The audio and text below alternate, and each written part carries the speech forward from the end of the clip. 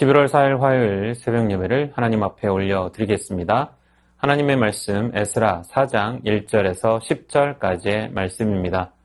사로잡혔던 자들의 자손이 이스라엘의 하나님 여호와의 성전을 건축한다 함을 유다와 베냐민의 대적이 듣고 수룹바벨과 족장들에게 나와 이르되 우리도 너희와 함께 건축하게 하라. 우리도 너희같이 너희 하나님을 찾노라.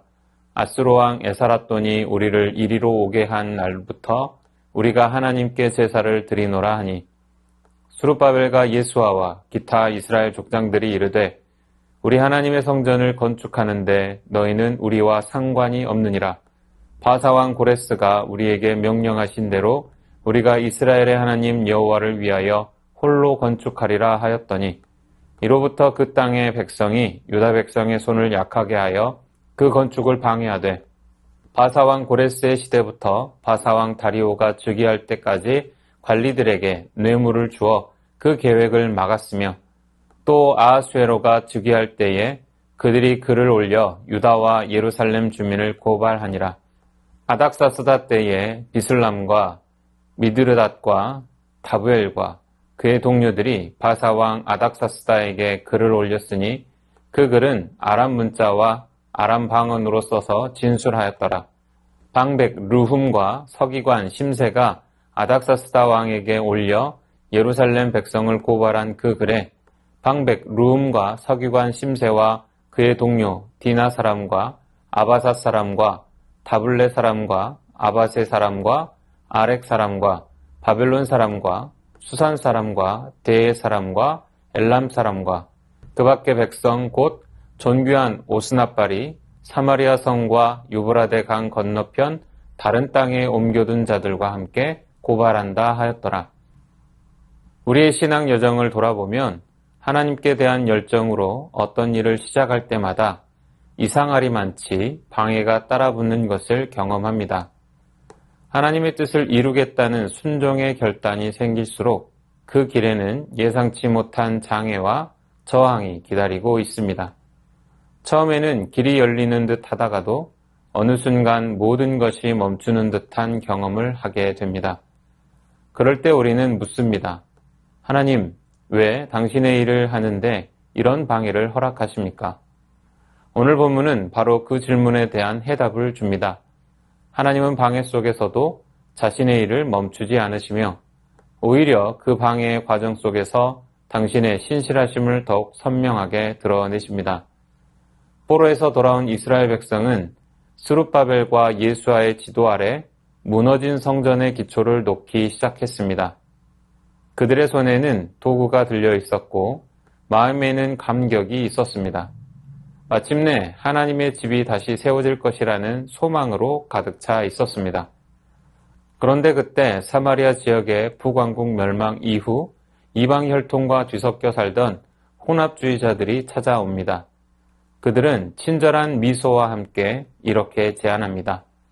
우리도 너희처럼 하나님께 제사를 드리니 함께 건축하자. 얼핏 들으면 얼마나 고마운 말입니까? 도와주겠다. 함께하자. 그러나 그 속에는 은밀한 독이 숨어 있었습니다. 그들은 하나님만을 섬긴 것이 아니라 여전히 자신들의 민족신과 우상을 섞어 섬기던 사람들이었습니다. 겉으로는 협력처럼 보이지만 그 본질은 신앙의 혼합을 유도하는 타협의 제안이었습니다. 수룹바벨과 예수아는 분명하게 말합니다. 본문 3절에 너희는 우리와 상관이 없느니라. 바사왕 고레스가 우리에게 명령하신 대로 우리가 이스라엘의 하나님 여호와를 위하여 홀로 건축하리라. 이는 단순한 배척이 아니라 언약 공동체의 경계를 지키려는 영적 결단이었습니다. 그들은 포용보다 거룩을 택했습니다. 이 결단은 오늘 우리에게도 같은 질문을 던집니다. 하나님의 일을 하면서 우리는 세상의 가치와 편의, 그리고 인기와 손쉬운 방법에 신앙을 섞고 있지 않은가 하고 말입니다. 현대 교회 역시 협력이라는 이름으로 세속적 성공의 방식을 받아들이려는 유혹 앞에 서 있습니다. 그러나 하나님의 일은 하나님의 방법으로만 이루어져야 합니다. 신앙의 본질을 잃은 협력은 더 이상 하나님의 사역이 아닙니다. 에이든 윌슨 토저는 거룩을 잃은 효율성은 결국 하나님의 일을 인간의 일로 바꾸어 버린다고 했습니다. 수룹바벨의 결단은 세상 기준으로 보면 배타적이지만 신앙의 눈으로 보면 하나님께 대한 절대적 충성의 선언이었습니다. 신앙의 길에서 가장 위험한 방해는 적대감보다 타협의 손길이라는 사실을 잊지 말아야 합니다. 순수한 신앙의 결단은 언제나 대가를 동반합니다. 수룹바벨과 백성들이 혼합의 제안을 거절하자 그들의 태도는 즉시 바뀌었습니다. 본문 4절과 5절에 이로부터 그 땅 백성이 유다 백성의 손을 약하게 하여 그 건축을 방해하되 바사왕 고레스의 시대부터 바사왕 다리오가 즉위할 때까지 관리들에게 뇌물을 주어 그 계획을 막았으며 라고 했습니다. 그들은 유다 백성의 손을 약하게 하고 두려움을 심었으며 관리들에게 뇌물을 주어 공사를 방해했습니다.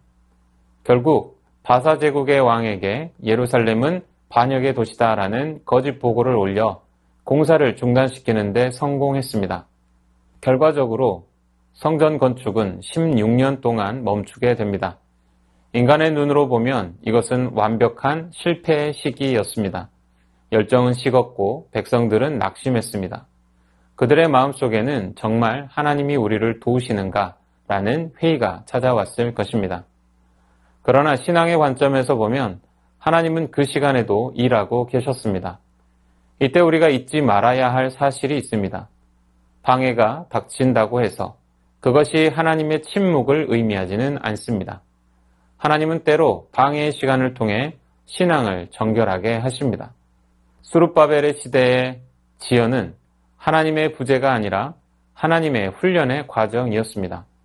하나님은 이스라엘로 하여금 눈에 보이는 성전보다 하나님 자신의 임재를 더 사모하게 하셨습니다.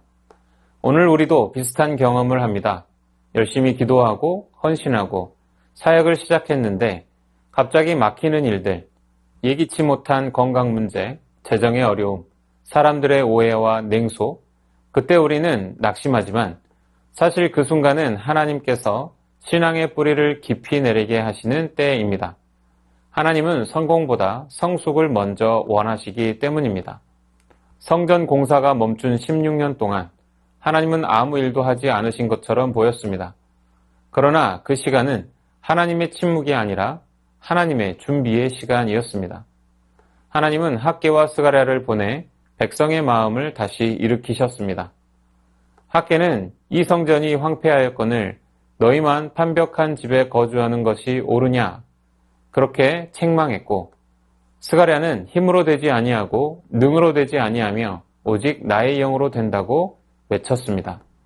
이 말씀은 단순한 격려가 아니라 하나님의 신실하심을 재확인시키는 선언이었습니다. 결국 백성들은 다시 일어나 도구를 잡았고 다리오 왕 때 성전은 완공되었습니다. 하나님의 신실하심은 인간의 성취 속에서가 아니라 지연과 방해 속에서 더 선명히 드러납니다. 그분은 우리의 조급함을 다루시며 우리의 믿음을 정련시키십니다. 때로는 하나님께서 우리를 잠시 멈추게 하심으로써 우리가 그분을 더 깊이 의지하게 하십니다. 사도 바울이 로마서 5장 3절과 4절에서 말했듯이 환난은 인내를, 인내는 연단을, 연단은 소망을 이루는 줄 알기 때문입니다. 하나님은 방해를 통해 인내를 가르치시고 그 인내를 통해 신앙을 단단히 세우십니다. 19세기 선교사 허드슨 테일러는 중국 내지 선교를 시작했을 때 언어, 문화, 재정, 질병 등 수많은 방해를 경험했습니다. 그러나 그는 이렇게 고백했습니다. 하나님께서 내 길을 막으실 때 그것은 길을 잃게 하시려는 것이 아니라 더 깊은 의존을 가르치려는 것이다. 그의 인내 속에서 하나님은 신실하게 역사하셨고 결국 수많은 영혼이 복음을 듣게 되었습니다.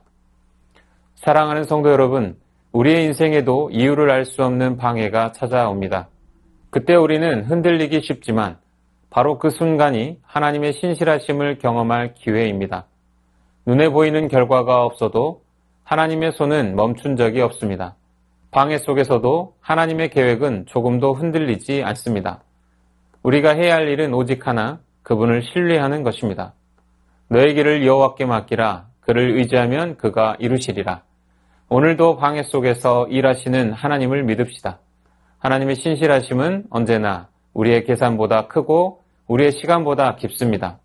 방해는 끝이 아니라 신실하심의 통로입니다. 그 하나님을 붙들고 오늘도 믿음으로 다시 일어나는 우리 모두가 되기를 축원합니다. 말씀을 의지하여 함께 기도하겠습니다. 어려움 속에서도 낙심하지 않고 하나님의 계획이 멈추지 않았음을 믿으며 인내로 신실하심을 바라보게 하옵소서. 수룹바벨처럼 세상의 방법이 아닌 하나님의 방법을 붙들며 거룩을 선택하는 신앙의 결단을 하게 하옵소서. 지연의 시간 속에서도 하나님이 우리를 다듬고 계심을 믿으며 그 손길에 순종하게 하옵소서.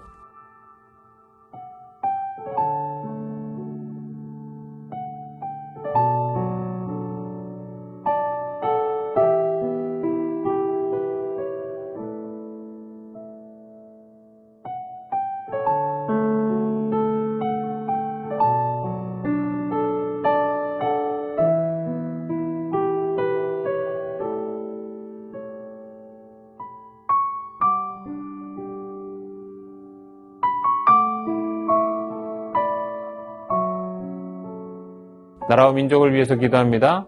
가난하고 소외된 분들과 출발선이 다른 청년들이 위로받고 소망을 품을 수 있는 나라 되게 하옵소서. 모잠비크의 기독교인들을 향한 잔혹한 행위가 멈추게 하시고 살해의 위협 속에 있는 성도들을 주의 능력의 손으로 보호하여 주옵소서. 북미 대화의 문이 다시 열리게 하시고 한반도에 비핵화와 화해의 평화가 정착되게 하옵소서.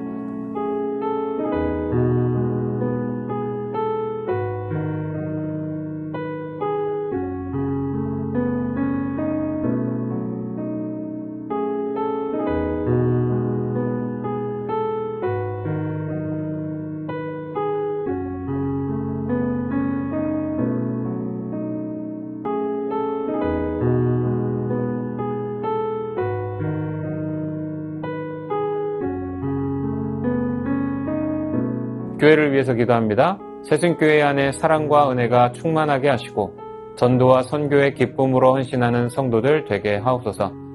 우리가 나그네답게 살아가며 세상 속에서 존경받는 공동체 되게 하시고 믿지 않는 가족들이 주님 앞으로 속히 돌아오게 하옵소서. 담임 목사님께 성령의 충만함과 마르지 않는 은혜를 부어주셔서 목회의 모든 자리마다 주님의 능력으로 감당하게 하옵소서.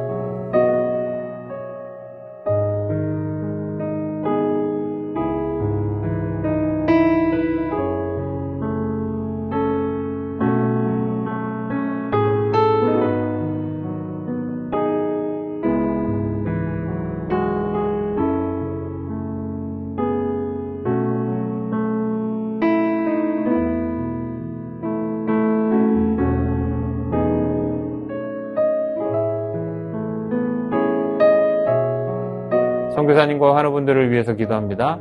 탄자니아 조병훈 허선옥 선교사님을 위해 학교 아이들이 믿음 안에서 잘 성장해 가도록 18일부터 19일에 올해 처음 생긴 2학년 국가고시 시험이 있는데 순조롭게 잘 치루어지도록, 중고등학교 건축 준비에 필요들이 주 안에서 잘 채워지도록, 20일부터 22일 목회자 기도회 가운데 주의 은혜가 넘치도록, 탄자니아 정현우 정슬기 선교사님을 위해 제주도에서의 새로운 생활이 하나님의 인도하심 속에 평안히 정착되고 모든 필요가 하나님의 채우심으로 채워지도록, 토요일에 재활치료가 가능한 기관이 잘 연결되어 이음이가 즐거운 마음으로 재활을 이어가며 건강과 균형을 회복하도록, 11월 25일부터 시작되는 CDTS 훈련 가운데 하나님의 임재와 인도하심이 함께하여 모든 과정을 통해 부르심의 뜻을 분명히 깨닫도록, 탄자니아 가라투 센터의 사역과 동역자들에게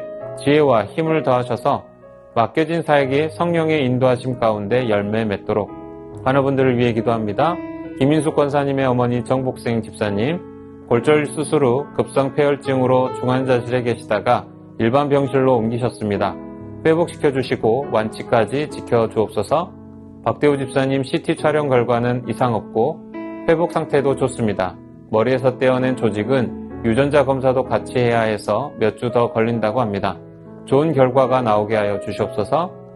회복기 집사님 유방암 수술 결과가 좋아 이제는 방사선과 약물 치료만 받으면 된다고 합니다.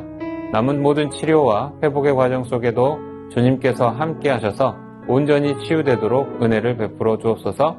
조정순 권사님 남편 백형호님, 뇌출혈로 입원 중입니다. 일반 병실로 옮겨 재활치료와 언어치료 중입니다. 회복시켜 주시고 일상생활이 가능하게 하옵소서. 박세은 집사님 유방암 발병 이후 뼈로 전이된 상황 가운데 있습니다. 육신의 모든 통증이 사라지고 마음 가운데 하나님의 깊은 위로와 회복의 은혜가 충만히 임하게 하옵소서. 김민정희 집사님 방사선 치료의 효과가 크지 않아 현재는 호르몬제로 치료를 받고 있습니다. 검사 수치가 더 이상 악화되지 않고 안정되며 하나님의 은혜로 점차 회복되게 하여 주시옵소서. 권우순 권사님, 진행 중인 항암 치료가 계속 효과를 나타내어 암세포가 완전히 사라지고 면역력이 증가하여 모든 치료를 잘 감당하게 하옵소서. 조성빈 형제님 크론병으로 주 1회 주사제 치료를 받고 있습니다. 부작용이 생기지 않도록 보호하시고 소장의 모든 염증이 사라지게 하옵소서.